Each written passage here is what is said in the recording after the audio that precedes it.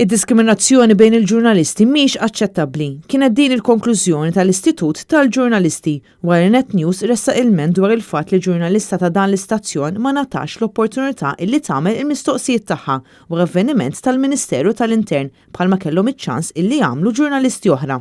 Il-konklużjoni tal-IGM tgħid li mhux aċċettabbli l-istazzjon partikolari ma jnatax iċ-ċans li jistaqsi mistoqsijiet lill-Ministri wara tkun spiċċat konferenza tal-ħabarijiet.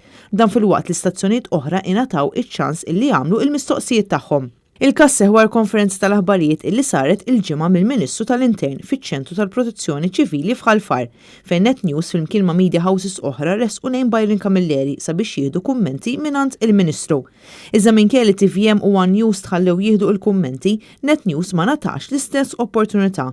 Bl-uffiċjal tal-Ministeru tibqa' tħaqqaqa mal-ġurnalista ta' dan l-istazzjon. Jekk kumment fuq l-investiment hemm mhux problema. Qed tagħtu kummenti lill-medja l-oħra u aħna mhux l-investiment. Jekk ma toġbokx ir-risposta.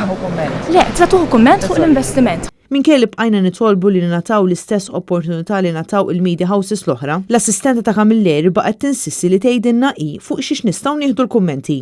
Dan it-tielet Ministru ta' Robert Qabel li qed jiġi kundannat b'dan il-mod. Qabel Byron Camilleri anke l-Ministri Ian Borg u Clint Camilleri kienu kundannati mill-IGM għall-aġir tagħhom lejn il-ġurnalisti.